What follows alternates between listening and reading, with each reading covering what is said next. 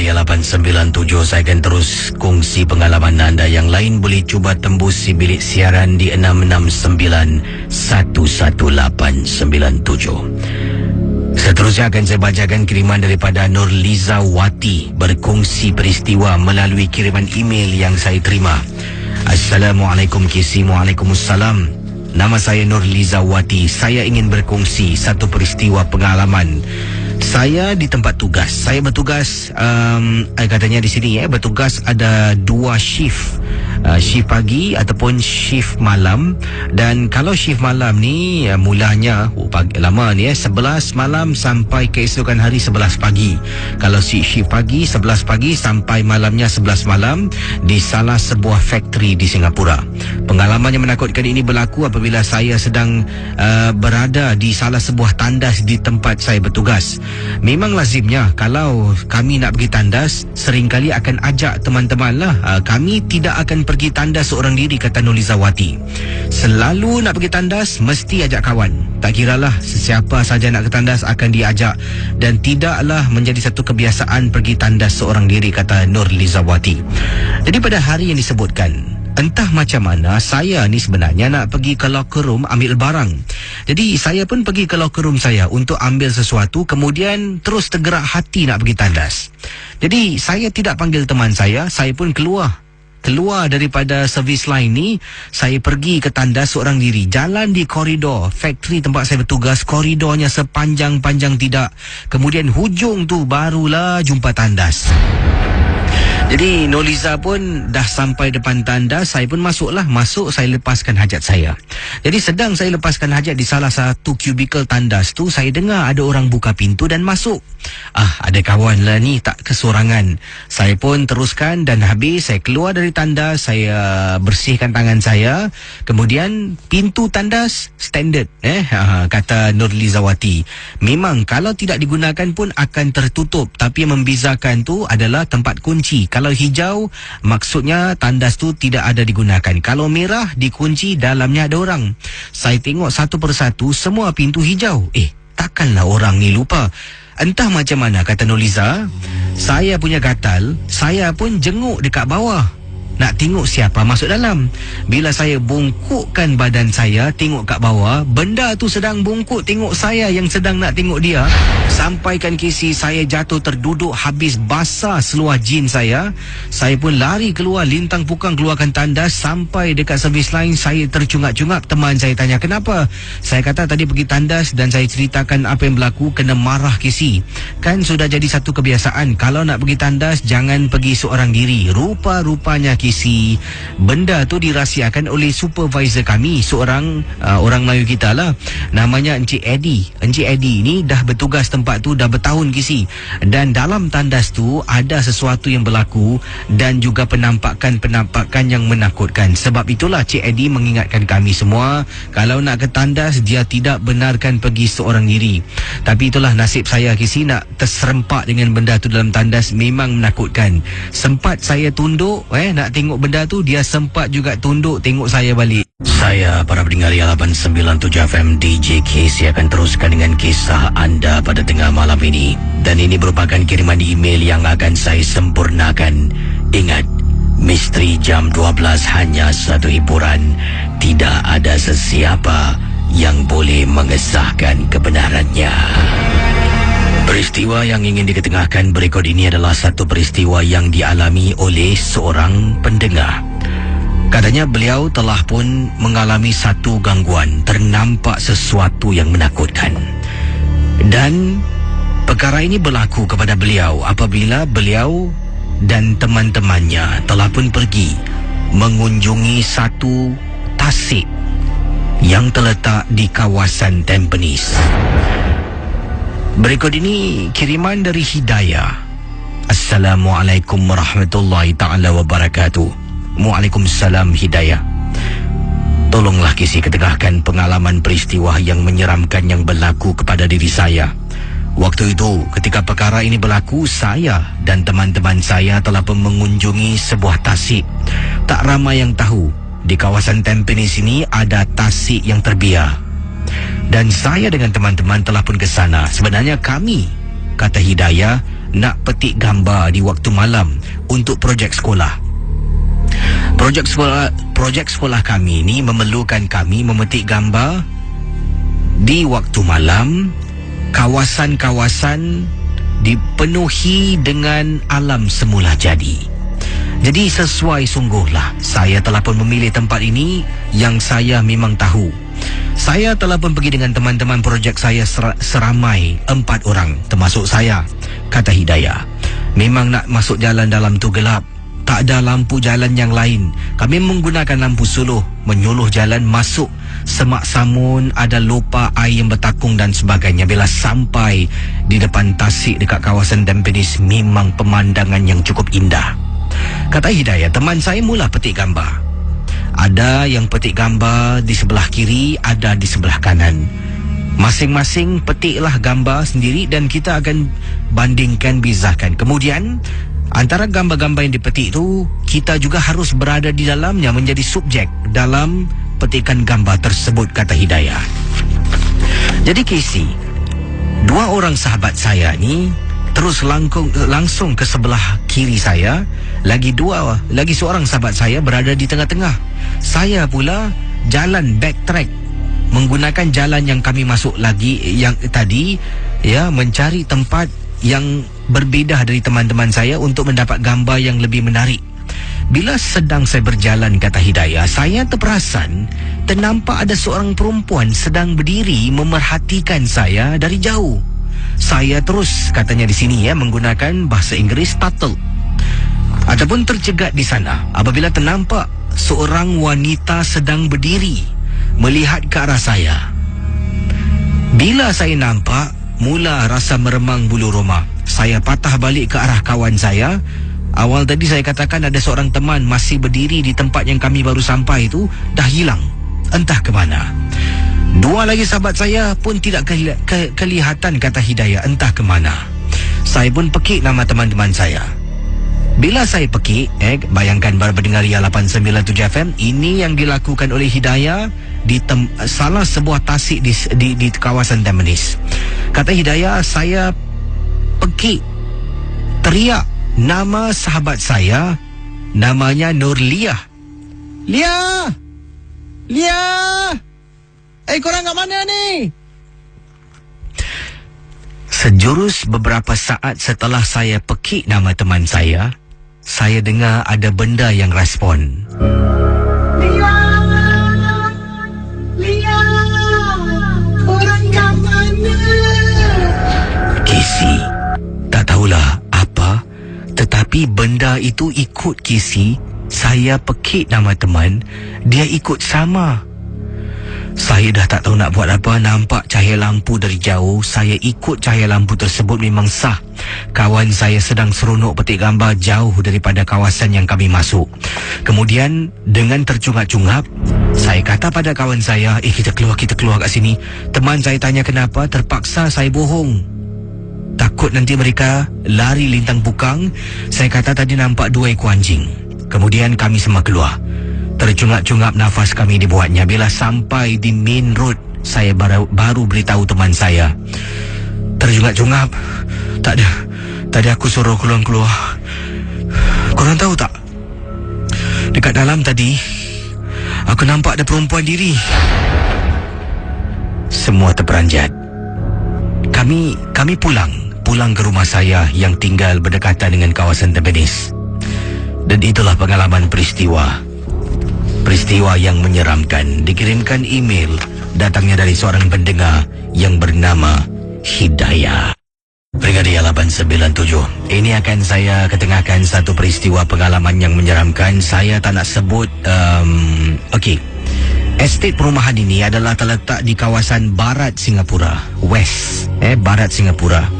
Dan pengalaman yang diceritakan ini adalah kisah daripada Kak Maimun yang berkongsi peristiwa yang menakutkan beliau. Dan di rumahnya di kawasan barat Singapura ni, kenapa saya tak nak sebutkan? Sebab bila saya baca kisah ni memang seram. Jadi terpulanglah pada anda. Ada yang takut, ada yang mungkin rasa seram, boleh perlahankan ataupun matikan radio anda buat seketika. Kata Kak Maimun, Casey, Kak Maimun ingin berkongsi satu pengalaman kakak.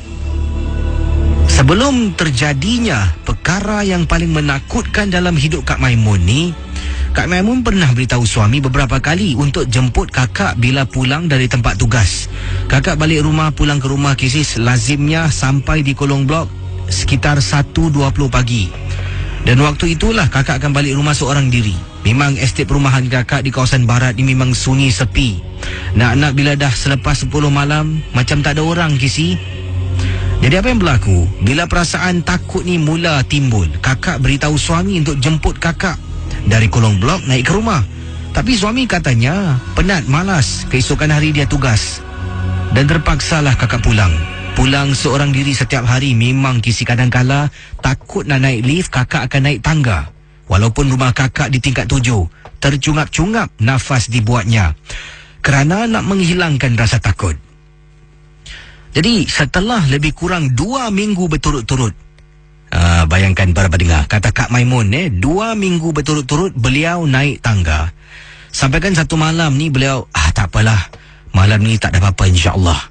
Jadi kata Kak Maimun, beliau picit lift dan tunggu lift untuk turun untuk pulang ke rumah menaiki lift. Apa yang berlaku? Bila Kak Maimun sedang tunggu lift turun, dah rasa meremang sangat bulu rumah. Kemudian hatinya berbelah bagi. Nak naik lift, nak naik tangga. Nak naik tangga, nak naik lift. Itulah yang difikirkan oleh Kak Maimun. Akhirnya beliau pilih naik lift. Dia masuk dalam lift, tekan tingkat 7, pintu lift pun tertutup. Dalam lift, para pendengar Ria 897 FM. Dalam lift, tiba-tiba Kak Maimun katanya, saya perasan Kisi, di belakang saya macam ada orang.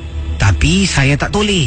Saya pandang ke arah lantai, tak nak tengok, tak nak ambil tahu. Dalam hati ni jantung berdegap-degup sebab saya tahu belakang saya ada orang. Mulut saya mula membaca. Kisi, kata Kak Maimun. Para pendengar Ria 897 FM. Kak Maimun mula baca. Misal katanya, Bismillahirrahmanirrahim. Kisi, bila baca tu, benda di belakang boleh ikut, Kisi. Bismillahirrahmanirrahim. Kakak istighfar sampai tingkat 7, pintu lift terbuka. Kakak lari lintang bukang, ketuk pintu macam nak pecah. Suami tak bangun-bangun. Akhirnya kakak buka pintu masuk dalam. Macam nak putus nafas kakak. Tutup pintu, duduk di sofa ketakutan. Setelah kejadian malam tersebut, kata Kak Maimun, percaya ataupun tidak KC dan pendengar rancangan MJ12, kakak balik rumah sampai ke saat ini akan naik tangga, tidak akan naik lift kalau seorang diri. Terima kasih dan selamat tengah malam.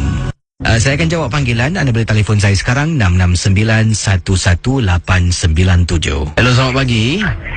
Selamat pagi. Siapa bercakap ni? Ini Azman. Azman, buat panggilan dari mana Azman? Daripada Tampines. Silakan Azman, ada pengalaman. Azman, di Tampines ada tasik Azman Ada.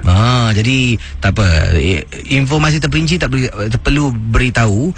Dan anda tahulah tentang kewujudan tasik dimaksudkan lah. Anda pernah singgah lalu kat sana, pernah lah? Pernah nampak. Seram lah tempat tu Memang seram lah. Dan Azman ada pengalaman, kisah tentang apa ni? Silakan. Actually pengalaman ni tentang saya pancing. Tapi bukan di Tasik tu lah. Okey, di mana ni? Di Angin ke? Dia boleh Changi ke, East Coast ke? Dekat Sembawang Park lah. Okey, silakan. Tapi ni dah lama jugalah. Jadi ramai dengan pancing dengan kawan satu je. Jadi tengah pancing tu tiba-tiba kawan cakap dia nak pergi buang air kecil lah. So bila dia dah buang tu air kecil tu, dia lama lah tunggu dia. Mana budak ni pergi kan. Tak tahu mana pokok dia pergi cari lah. Tadi tiba-tiba saya pusing belakang. Macam ada rasa macam angin gitu. Macam tiupan yang sejuk, macam remang lah bulu roma kan. Sekali daripada ujung nampak ada gula-gula pocong. Dia actually daripada jauh. Okey. Dah nampak. Tapi macam bila saya kejam mata kan, kejam klip nampak tu benda tu, pocong tu makin dekat dan makin dekat. Okey.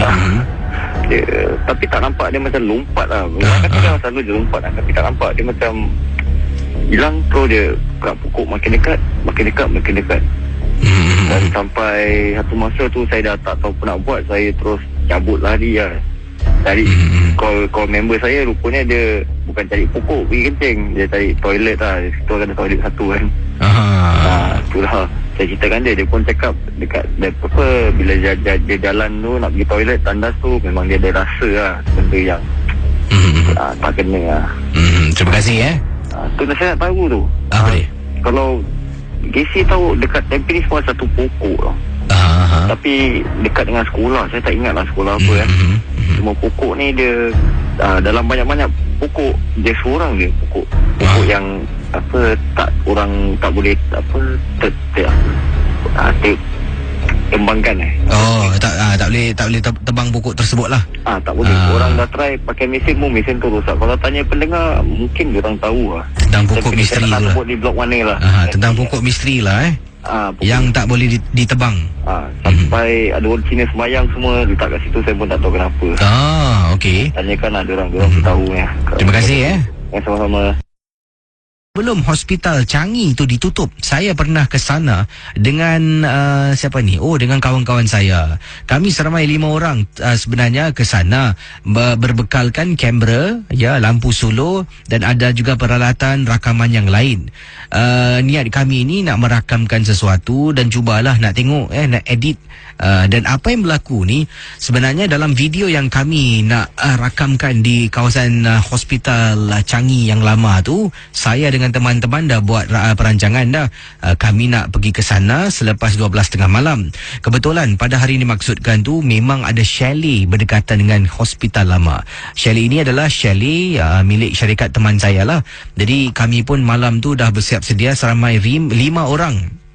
Telah pun pergi ke sana berbekalkan seperti yang dikatakan tadilah, ada kamera video, ada juga lampu solo dan alat rakaman yang lain. Jadi kata sahabat kita ni, bila sampai di bawah tu, belum naik lagi sampai dekat kawasan bawah hospital tu, salah seorang teman saya bersuara. Dia kata, dok, malam ni jangan buat lah, aku rasa tak sedap hati lah. 2 orang sahabat saya toleh, kau ni meripik lah, mana ada apa-apa, kita sini nak buat video bukan nak cari hantu. Jadi saya pun berbelah bagi, nak ikut yang teman saya yang nak rakam ataupun nak ikut teman saya satu lagi ni, kata beliau ni, yang tak setuju dan katanya tak sedap hati. Jadi akhirnya kami berlima tak apalah naik ke atas dan mulakan rakaman. Ini berlaku betul-betul dekat foyer, macam tempat orang letakkan kenderaan di sana tu lah. Kalau di sekolah tu dipanggil foyer. Jadi bila berada dekat situ, salah seorang teman mula pasang video tu dan dia mula rekod, satu lagi mula suluh lampu suluh yang agak terang. Suluh punya suluh, memang tempat tu gelap. Sekali lalu kita terperanjat teman saya sampai video cam terjatuh dan terkeluar bateri daripada video cam tersebut.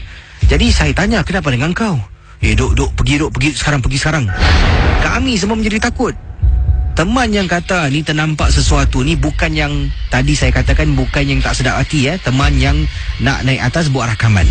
Jadi saya tanya kenapa, dia angkat kameranya sampai bateri tercabut, angkat bateri, kami semua jalan selaju-lajunya turun tangga KC keluar dari kawasan tu. Jadi saya tanya kenapa, teman saya kata tadi bila dia sedang suluh lampu sambil petik gambar ataupun video dekat tingkat 2, dia nampak ada orang sedang berdiri. Dia terperanjat sampai terlepas video cam tu daripada tangannya. Jadi teman saya satu lagi ni, kau biar betul. Jadi kami pun pulang kembali ke chalet dan batalkan niat. Dan yang paling kelakarnya, teman saya ni dah rakamkan. Yang hairan bila lihat balik rakaman tersebut, nampak kamera jatuh, tak lihat pun apa-apa yang teman saya nampak. Yang hairan, saya tanya dia, kau nampak tak dalam video? Tak, dia kata dia tak tengok dekat video monitor, tapi dia sedang melihat di luar video monitor dan ternampak ada sesuatu berdiri sampai membuatkan dia rasa terkejut. Macam-macam kisah. Yang lain boleh cuba 669-11-897, silakan. Hello, selamat pagi. Selamat pagi. Ya, siapa bercakap ni? Saya Cik Ramli ya. Cik Ramli, buat panggilan dari mana Cik Ramli? Dari Bukit Panjang. Dan Cik Ramli ada kisah pengalaman tentang apa Cik Ramli? Silakan. Ada juga lah. Dengar-dengar ceritanya seronok juga kan. Jadi cuba dapat pula. Tentang apa Cik Ramli? Silakan. Ini kisah ni dah 2-3 tahun yang lalu lah. Okey. Jadi kawan saya ni dia piknik lah dekat ni pada Changi. Jadi kawasan mana pun saya tak mahu cakap lah kan. Jadi dia telefon saya lah, dia datang lah sini, kita duduk-duduk kan.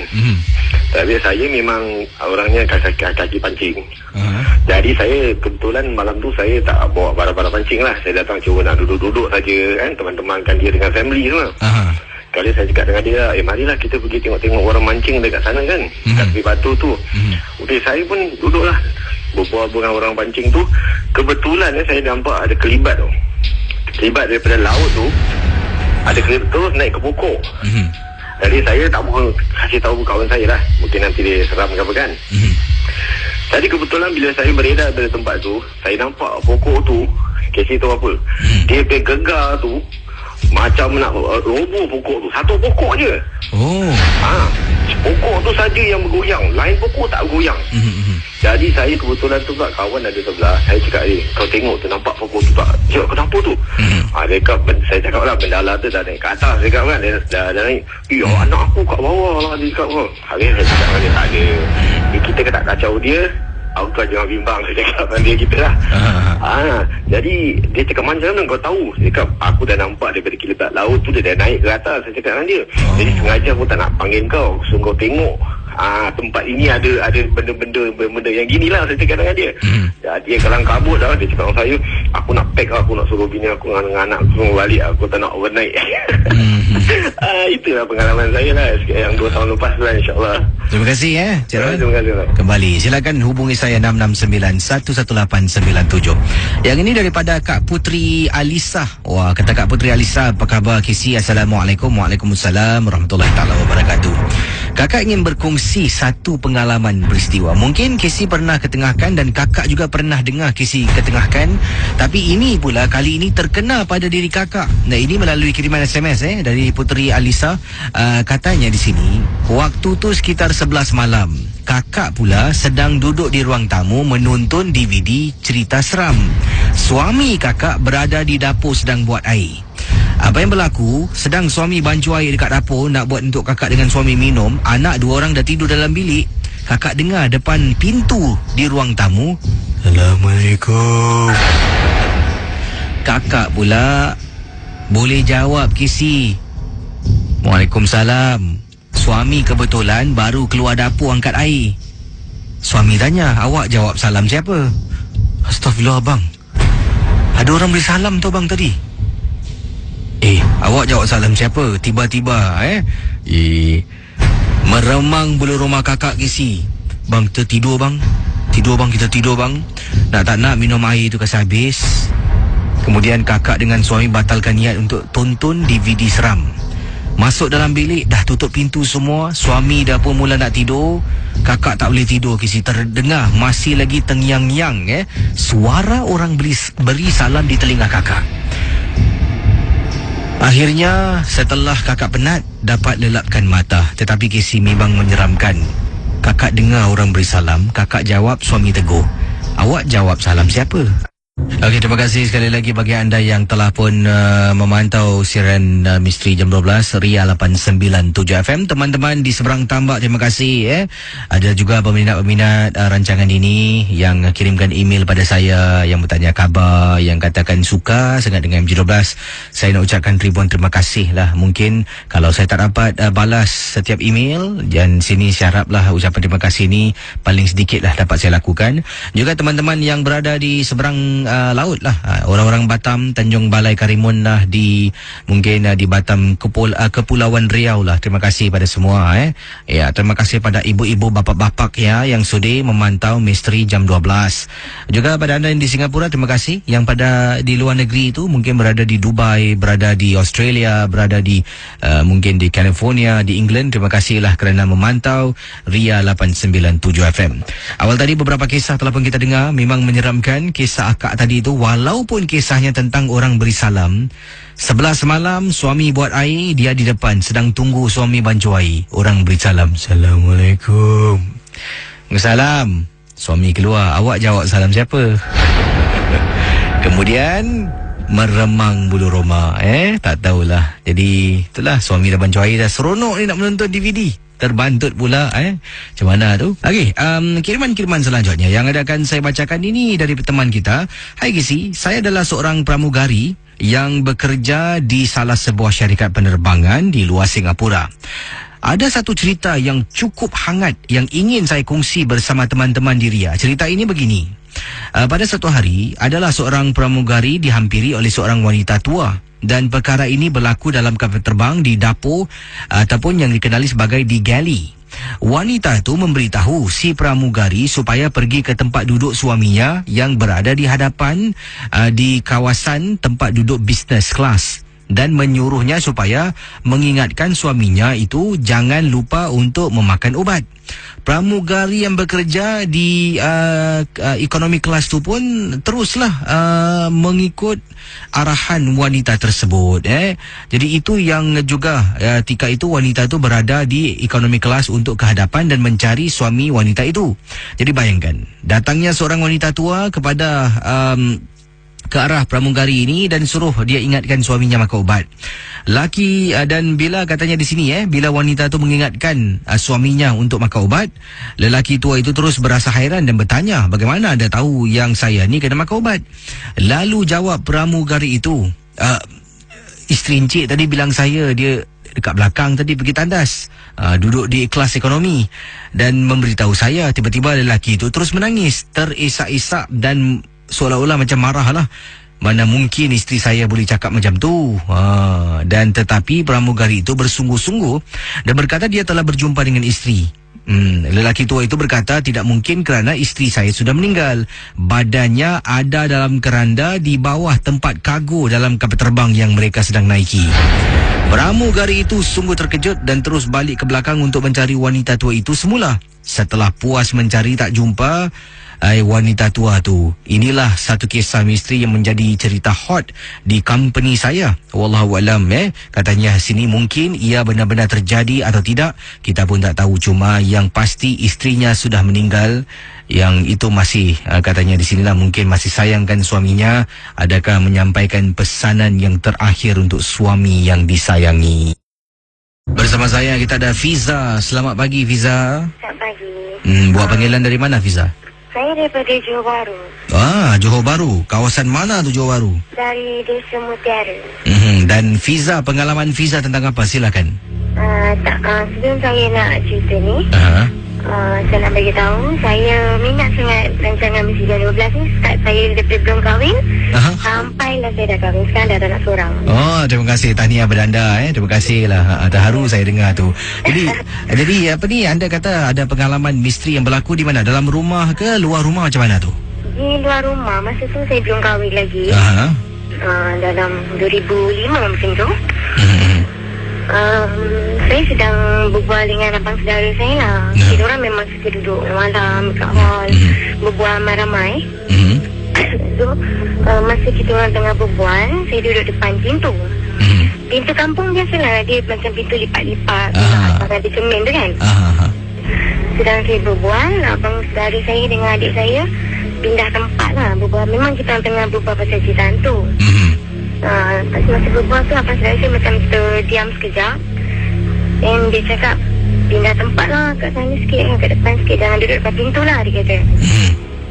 Lepas tu saya cakap, tak nak lah, kat sini best lah, cakap macam tu kan. Sekarang sikit. Lepas tu bila dia cakap, tak apa lah, kau duduk kat sini, aku berbual tempat lain lah, aku duduk tempat lain, dia cakap. Dan saya duduk dengan seorang, saya macam terperasan dekat pintu cermin tu ada orang intai.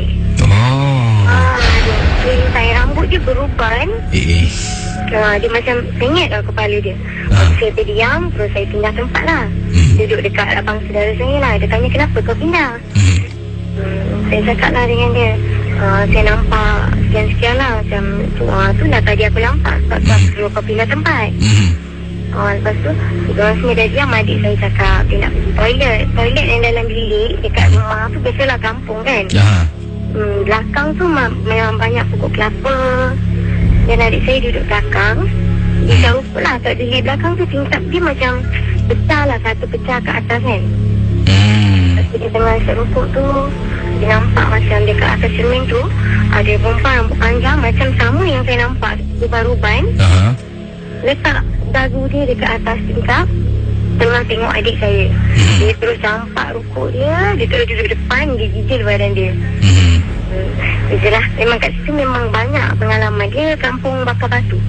Jadi anda nampak kata yang nampak wanita tua beruban berdiri tu hilang macam tu je lah? Bukan hilang macam tu.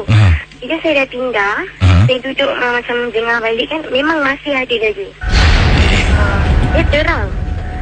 Memang nampak dia punya rambut memang berubah lah, macam dia macam tengah mengintai, seram. Wah, itu seram. Terima kasih Fiza. Okey, sama-sama. Baik, saya akan teruskan dengan kisah berikut ini. Ini ada kiriman email dari pendengar kita yang berkongsi pengalaman. Dan ini datangnya daripada mana ni Ini pendengar dari seberang tambak lah, dari negeri Johor ni. Namanya Rahayu. Rahayu bertanya soalan berikut ini. Kata Rahayu, Kisi, saya pernah mendengar satu pengalaman yang diceritakan oleh ibu saya tentang kampung saya. Tempoh hari, Kisi ada ceritakan perkara yang serupa, tapi Kisi tak sebut kawasan mana. Boleh saya tahu tak? Sebab ibu saya pernah menceritakan tentang perkara yang serupa. Perkaranya apa? Tentang di kampung saya ada seorang bidan, ataupun lebih tepat lagi, ada seorang tukang ubat bomoh yang menyamar sebagai seorang bidan. Kalau sesiapa yang hamil nak melahirkan menggunakan khidmat beliau, bidan itu, bomoh itu akan ambil kesempatan. Antaranya, uri itu akan dibawa pulang, katanya nak ditanam, akan diberi makan kepada makhluk-makhluk yang dipelihara. Dan lainnya juga, pada malam-malam tertentu benda ini akan dilepaskan, akan berleluasa di perkarangan kampung kami. Saya ingin bertanya pada Kisi, boleh tak Kisi beritahu kampung mana yang Kisi ceritakan? Terima kasih. Wassalam. Kita teruskan dengan kisah yang dialami oleh Fitriana yang memang cukup menyeramkan. Kata Fitriana, apabila ibu saya meninggal dunia, untuk pengetahuan Kisi, ibu saya ini ada menyimpan saka. Pada setiap malam-malam tertentu, dia ada banyak Kisi keris-keris yang dia simpan dalam satu peti. Dia akan mengasap keris itu dan kemudian cuci, bilas keris tersebut dengan menggunakan limau. Perkara ini juga dilakukan oleh abah saya, tapi saya lebih rapat pada ibu. Maklumlah Kisi, saya, kata Fitriana, satu-satunya anak dalam keluarga. Bila ibu meninggal dunia, sayalah orang yang paling sedih, lebih daripada ayah saya. Ada seorang kenalan Pak Long saya, beliau adalah seorang ustaz. Beritahu pada Pak Long untuk sampaikan pada saya. Untuk beberapa hari, mungkin beberapa minggu ini, saya dinasihatkan supaya jangan tidur duduk dalam rumah. Kalau boleh saya duduklah rumah makcik, pakcik, saudara mara yang lain, kata Fitriana. Saya tanya kenapa. Pak Long saya hanya mengatakan, jangan. Kalau boleh janganlah. Jadi saya berdegil. Saya kata tak ada apa-apa lah, tak ada apa-apa. Dan saya tak boleh tinggalkan rumah sebab banyak kenangan saya bersama dengan ibu dalam rumah saya. Kisi, malam yang kedua setelah ibu meninggal dunia, saya sedang tidur dalam bilik ibu. Ayah malam tu bertugas. Dalam rumah tu saya seorang saja. Ibu saya ada sejarah simpan saka, ada sejarah simpan keris-keris pusaka yang tadi saya dah katakan pada Kisi. Sedang saya tidur, saya dengar bunyi orang ketuk tingkap. Entah macam mana saya boleh terbangun. Saya dengar suara Kisi. Fitriana, mak datang.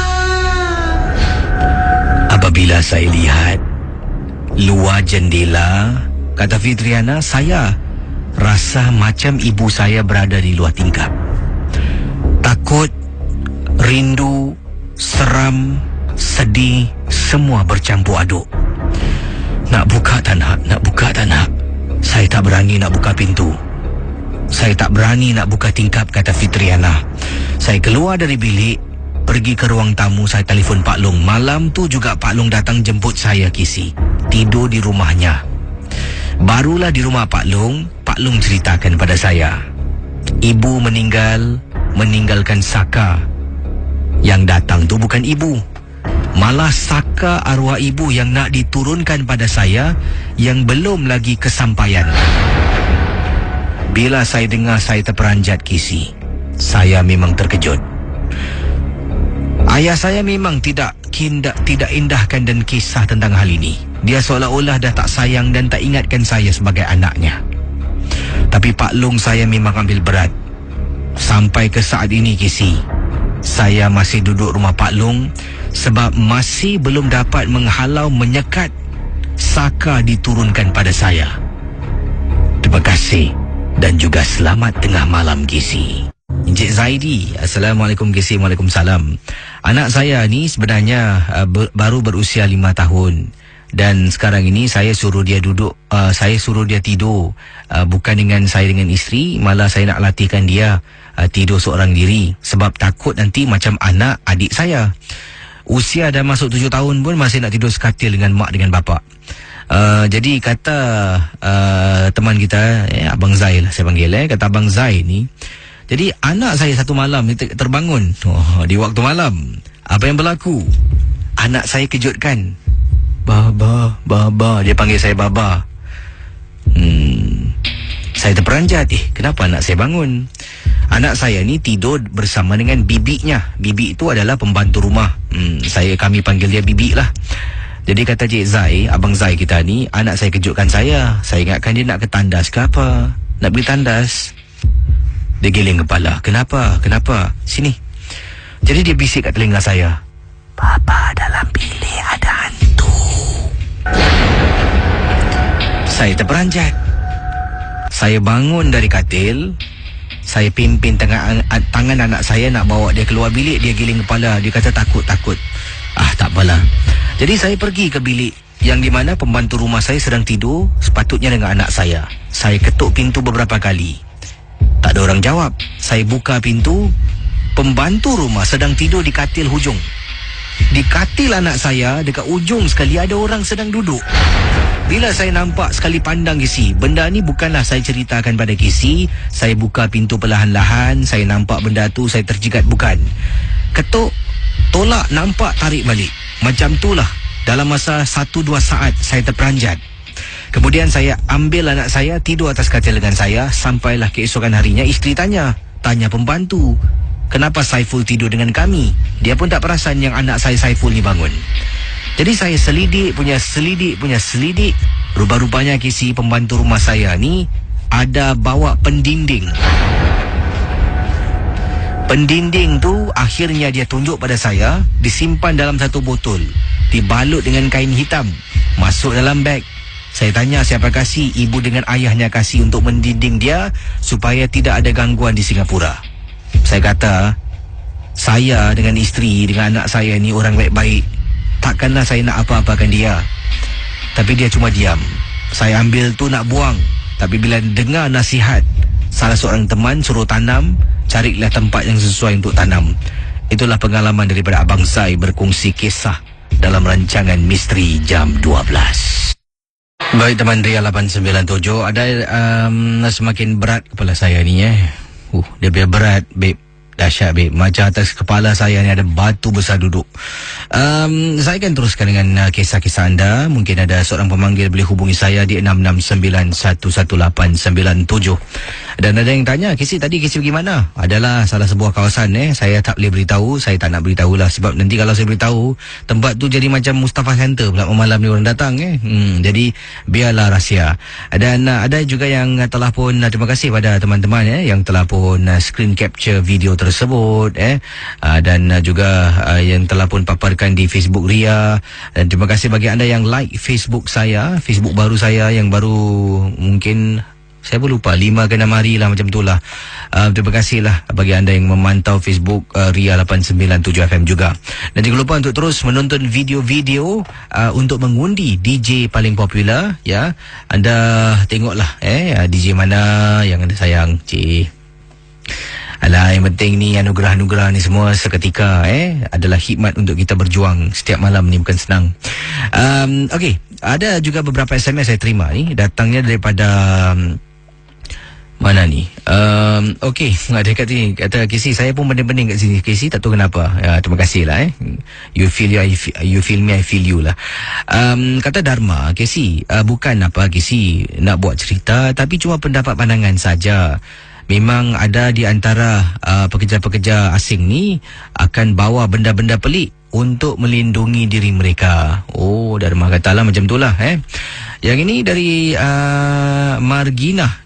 Selamat tengah malam Gisi. Saya ingin ketengahkan pengalaman yang berlaku beberapa tahun yang lalu yang tak dapat saya lupakan. Masih segar diingatan, kata beliau. Ya, walaupun sudah 8 tahun berlalu Casey. Kisahnya begini. Pada hari kejadian, abang dan kakak ipar saya belum pulang dari tempat tugas. Masa tu saya bekerja sebagai hotel front desk, kata beliau. Oleh kerana sudah terlalu penat, bila saya pulang di rumah, saya pun terlelap. Dalam pukul 5 petang, saya tersadar bila bunyi telefon. Bila saya bangun, dah dekat 7 malam. Berbual dengan makcik saya di telefon, saya pun nak ke tandas, suruhlah makcik saya tunggu. Saya letak telefon ke tepi. Bila dah lepaskan hajat, bila saya melangkahkan keluar dari tandas, sebelah kiri saya Casey, ternampak ada orang diri. Pula ni. Cik Kak Casey berdiri sedang seolah-olah lah tunduk ke bawah, dan rambutnya ni katanya di sini menutupi wajahnya. Saya terus terpekik dan menggigil lah saya bila saya tulis sekali lagi benda tu hilang begitu saja. Terima kasih dan juga selamat malam. Baik, 669-11897. Ya, silakan hubungi saya sekarang dalam Misteri Jam 12. Para pendengar Ria 897 FM, pada tengah malam ini saya Casey akan ketengahkan mungkin satu topik yang setelah pun saya tanyakan awal tadi di Facebook tentang Saka.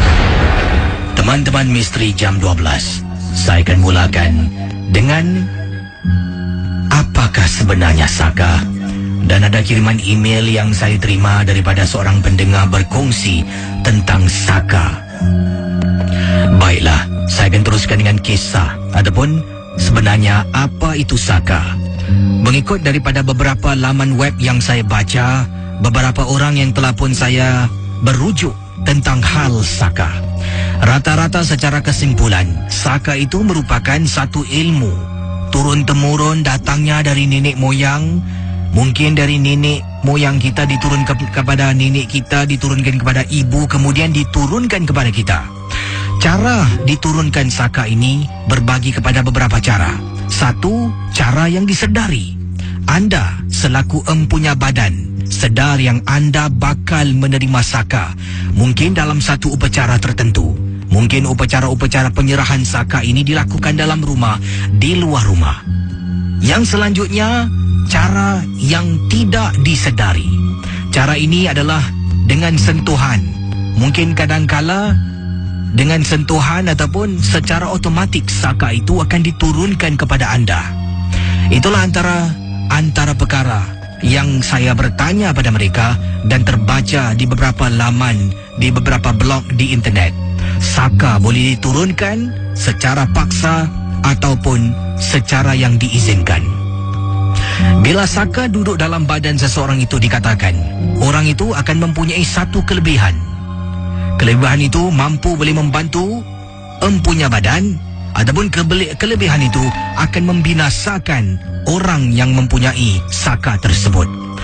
Seperti contoh, dikatakan di sini dalam laman blog yang ada di hadapan saya ini, Saka itu boleh membantu kalau orang tu sedar dia ada Saka dan dia tahu bagaimana nak menggunakan Sakanya.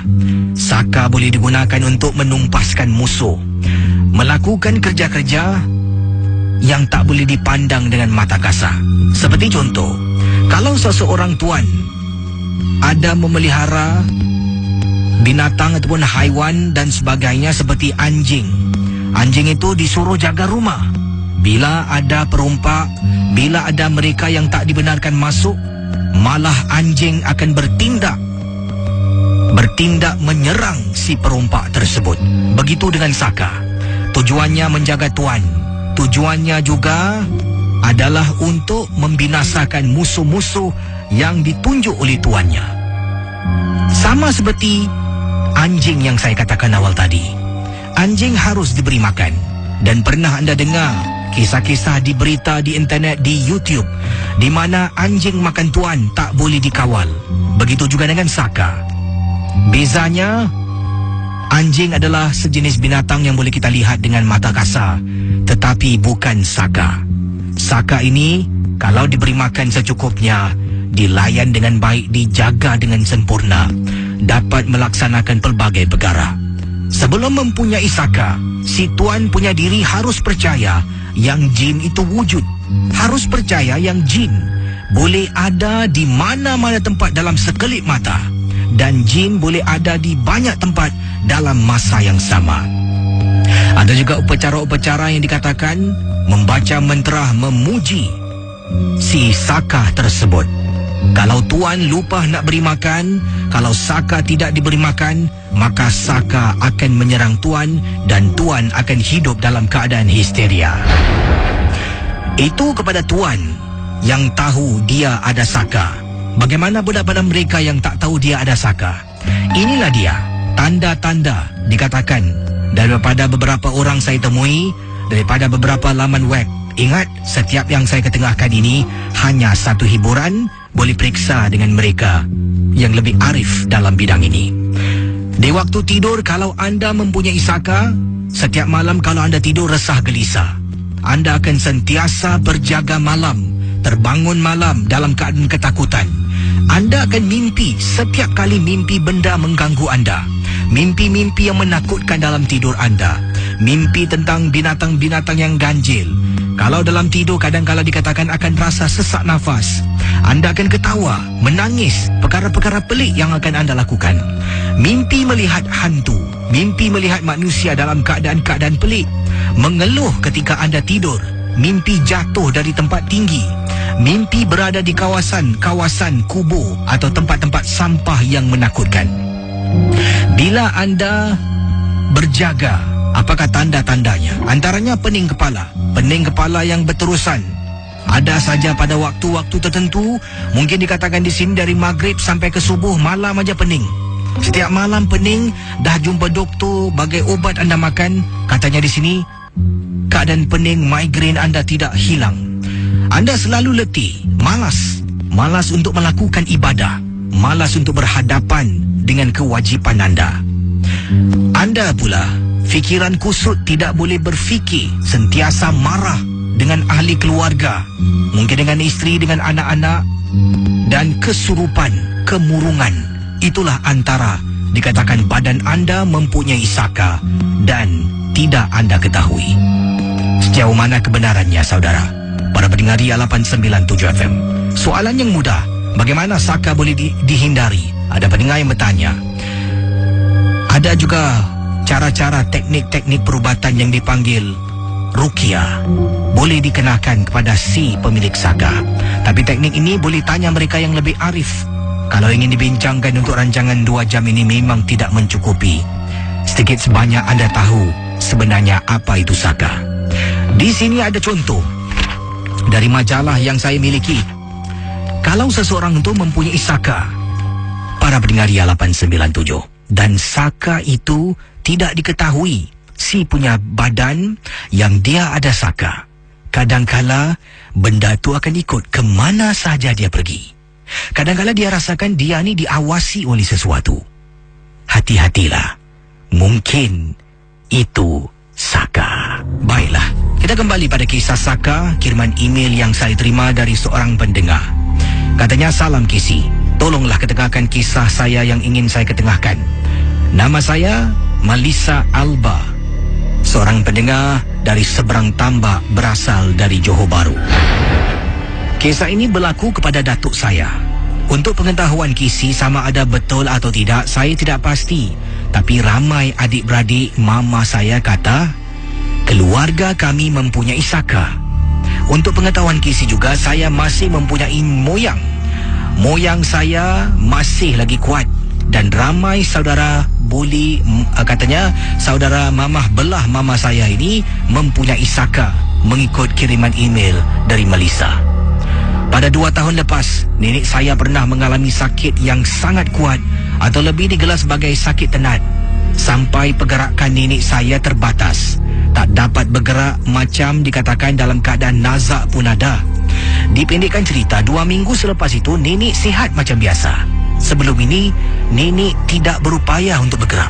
Kemudian nenek moyang dan adik-beradik nenek pergi ke Melaka atas urusan harta keluarga mereka. Maka secara otomatik datuk saya tinggal seorang di rumah. Datuk saya hanya tinggal bersama dengan nenek ketika itu. Bila nenek balik kampung di Melaka, tinggallah datuk keseorangan.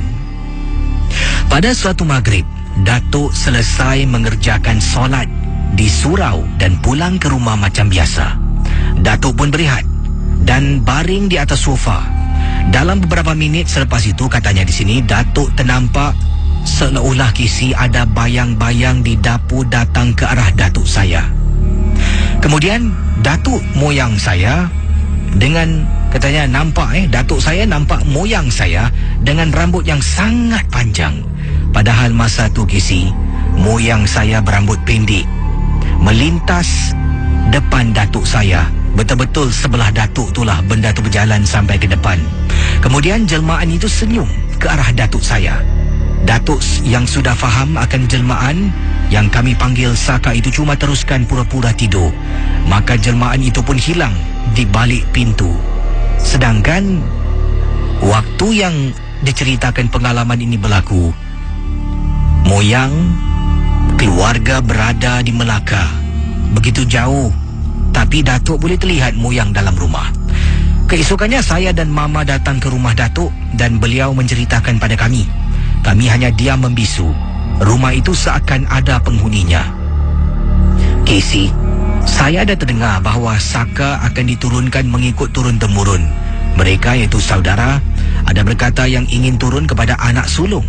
Ada rasa betul sebab moyang anak sulung, nenek juga anak sulung. Tapi yang tak baiknya, mama saya anak sulung. Begitu dengan saya, kata Melissa, juga anak sulung dalam keluarga. Boleh tak Casey bertanya pada pendengar, adakah benar saka diturunkan hanya kepada anak sulung? Tolong Casey, terima kasih dan selamat tengah malam dari Melissa. Saya akan teruskan dengan kisah selanjutnya dalam rancangan Misteri Jam 12. Dan ingatlah, setiap kisah hanya satu hiburan. Berikut ini kiriman email yang akan saya sempurnakan, datangnya daripada seorang pendengar. Dan awal tadi beberapa kisah tentang sakah telah pun saya kedengarkan. Dan ingatlah, sejauh mana kebenarannya, hanya mereka yang arif dan pakar yang tahu tentang hal ini. Seterusnya akan saya bacakan pengirim kita, datangnya seorang pendengar. Wah, jauh orang Nogori, dari Negeri Sembilan, yang juga suka mendengar rancangan Misteri Jam 12. Tapi katanya bukan setiap malam, hanya pada malam-malam tertentu bila suami saya tidak bertugas. Kalau hari-hari biasa, saya hanya mendengar melalui saluran YouTube sebab saya ni jenis yang penakut. Yang ini kisahnya daripada Kak Fatimah berkongsi. Kak Fatimah dari Negeri Sembilan kedengarkan email pada saya. Kak Fatimah kata beliau tinggal di salah sebuah kawasan di Negeri Sembilan yang saya tak nak sebutkan nama kampungnya di sini. Dan beliau kenal seorang makcik. Makcik ini dalam keadaan nyanyuk. Setiap kali makcik ini kelihatan ada di beberapa tempat, kadang-kadang dia macam tak tahu bagaimana nak pulang ke rumah. Pernah dia tanya bila saya berjalan di hadapannya. Waktu tu kadang-kadang waktu petang, kadang-kadang waktu maghrib saya akan terserempak. Sebab dari rumah saya ni, kalau nak pergi ke tempat letak kereta, kata teman kita ni, harus turun ada satu tangga yang agak panjang dan tinggi tangganya. Makcik tersebut kadang-kadang akan duduk di tempat yang sama. Kemudian bila saya tanya, dia kata dia tak tahu macam mana nak balik dan saya akan hantar dia pulang. Begitu juga dengan beberapa jiran saya yang kenal dengan makcik ini dan anak-anaknya. Memang susah Casey nak jaga orang tua nyanyuk macam ni. Kadang-kala saya pun tanya kenapa tak kunci saja pintu. Kadang-kala kalau kunci pintu, dia akan panjat. Rumahnya di tingkat 4. Jadi akan panjat tingkap, takut dia terjun jatuh dah satu hal. Jadi sebab itulah dia biarkan ibunya keluar berjalan dan akan balik sendiri. Tapi lazimnya ibunya akan tanya macam mana nak balik rumah. Jadi pada malam yang disebutkan, kata Kak Fatimah, inilah pengalaman yang seram berlaku kepada beliau. Waktu itu malam Casey, 11 lebih malam, saya sebenarnya nak keluar beli makan. Saya dengan suami. Saya berjalan, kemudian turun tangga, nampak saya dengan suami nampak makcik ni sedang duduk. Jadi saya tanya, "Cik, kenapa duduk sini? Dah pukul 11 tak balik, Cik?" Dia tengok saya, kata Kak Fatimah. Kemudian, "Makcik tak tahu balik lah, rumah makcik kat mana Jadi kata Kak Fatimah, saya pun kata pada suami, Abang pergi naik kereta dulu bang, saya hantar makcik ni balik." Saya pun ajak makcik sini. Saya pimpin tangannya. Bila pegang tangan makcik ni, terasa sejuk sangat. Jadi para pendengar Ria 897, kata Kak Fatimah, saya pun jalan menuju ke arah rumah makcik yang dimaksudkan. Rumah makcik ni di tingkat atas, kena naiklah beberapa tangga. Sampai atas, saya pun ketuk pintu rumah tuan rumah beberapa kali. "Assalamualaikum. Assalamualaikum." Pintu rumah makcik tersebut dibuka oleh anak lelakinya. Kemudian dia tanya, Kak Timah, ada apa Kak Timah datang malam-malam macam ni?" "Oh, tak ada. Mak kamu ni kat luar, kamu ni buat bodoh. Kasih dia masuklah, dah pukul berapa ni? Kamu tak tahu cari mak kamu ke?" Kata Kak Fatimah kepada anak makcik yang duduk di luar. "Apa yang kakak cakap?" "Kak, mak saya sekarang ke hospital sakit tenat, Kak." Bila kakak toleh dan tengok, Casey, makcik yang kakak pimpin tangannya tiada di sebelah kakak. Kakak tengok anaknya. Minta maaf Kak Timah, minta maaf. Tak apalah, kakak pergi dulu Kakak lari sepantas kilat pergi ke tempat letak kereta bertemu dengan suami. Dalam kenderaan, suami tanya, "Kenapa dengan awak temang-mengah ni?" "Bang, saya lari bang. Tadi kan saya hantar makcik tu balik kan. Abang tahu tak? Anak dia kata mak dia dalam hospital sakit tenat." "Awak ni jangan main-main." "Betul bang." Itulah satu perkara menjadi tanda tanya dari Kak Fatimah yang kirimkan email untuk diketengahkan dalam rancangan Misteri Jam 12 dari orang Negeri Sembilan. Pendengar Ria 897, berikut ini adalah kiriman SMS yang juga saya terima ni daripada kiriman mana ni ini dia. Abang Man katanya, "Apa khabar Casey?" "Khabar baik. Saya seorang pemandu teksi dan saya bertugas permanent malam. Kerana saya pilih malam ni sebabnya saya waktu pagi harus uruskan keluarga, anak-anak dan juga isteri saya yang sakit. Jadi bila malam hari itu isteri dah nyenyak tidur, anak-anak semua nyenyak tidur, saya akan keluar memandu teksi di waktu malam. Pengalaman saya ketika mencari rezeki pada waktu malam apabila saya lalu dekat sebuah kawasan diberi nama Kampung Cantik. Saya sebenarnya dapat panggilan daripada call center mengatakan di Jalan Kampung Cantik ni ada orang nak gunakan teksi. Jadi saya pun terimalah. Saya accept lah job tersebut. Sebab kalau panggil telefon ni, dapat ekstra duit Casey. Dengan segera saya memandu dan kebetulan saya berada di Adam Road. Nak keluar daripada tempat makan tu, nak mencari rezeki. Dapat call tersebut, saya pun beat lah dan dapat pelanggan lah yang buat tempahan teksi. Jadi sampai dekat dalam Kampung Cantik ni, dalam perjalanan nak masuk dalam, ada beberapa rumah banglo yang dah usang, tidak ada orang tinggal. Rumah tu bukan dibuat. Kalau rumah dibuat pasti nampak pasir, nampak rumah-rumah tu adalah kayu-kayu lah yang digunakan oleh pihak kontraktor. Tapi kata Encik Man, rumahnya seperti rumah dah wujud tetapi tidak berpenghuni di Kampung Cantik. Jadi saya pusing dekat kawasan tu. Ternampak ada seorang perempuan. Jadi saya pun turunkan tingkap. Saya turunkan, saya tanya, excuse me, you book taxi? Jadi wanita tu angguk kepalanya. Jadi saya pun suruh dia naik lah. Dia pun masuk dalam taksi saya, dia tutup pintu. Kemudian saya pun pandu taksi saya. Pandu nak keluar dari kawasan Jalan Kampung Cantik, kata Abang Man. Bayangkan para pendengar, dalam keadaan saya memandu, saya nampak wanita tu sedang duduk di belakang taksi, sedang menggendong bayinya. Jadi saya tengok cermin, ni orang Melayu ni. Saya pun cakap Melayu lah. Ni anak awak ke? Yang pertama, dia angguk kepalanya. Oh, awak nak ke mana? Saya terus, kemudian dia kata, abang keluar je kat sini, nanti saya arahkan. Depan tu abang belok kiri Yalah, pandu punya pandu. Depan saya ni ada sistem komputer dalam taksi. Kemudian keluar satu message, passenger still waiting for you. Saya pusing belakang. Saya berhentikan taksi. Minta maaf tadi awak ke yang telefon taksi? Dia diam. Saya minta maaf, awak ke yang telefon taksi? Abang, dekat rumah kosong ni abang boleh berhentikan saya.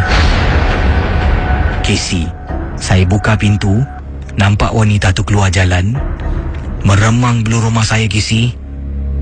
Saya tak berani pandang lagi. Saya terus tutup pintu tempat duduk saya tu. Kemudian saya patah balik. Rupa-rupanya orang tu ada keluarga Mak Salih ni, 3 orang. Bukan tempat tadi saya ambil, atas lagi sikit. Kemudian dia tanya saya, kau pergi mana? Lama kami tunggu. Oh, kata saya pada dia, saya tersalah ambil orang. Nasib baik tak kena marah.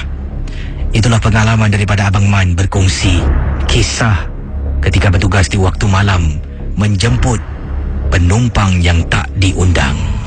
Itu dia di Jalan Kampung Cantik. Dekat mana tu Saya pun pernah dengar juga beberapa kali tentang Jalan Kampung Cantik ni, yang dikatakan berkaitan tentang rumah-rumah kosong. Kalau tak silap saya, di sana tu ada satu kondominium.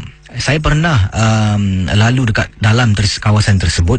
Ada satu kondominium yang dikatakan tidak lagi dihuni, mungkin ada kerja-kerja peningkatan dan sebagainya. Dan kalau masuk dalam lagi, ada satu jalan raya yang panjang sepanjang-panjangnya. Sebelah kiri tak tahu apa, tapi sebelah kanan tu macam tempat PUB ke macam tu lah.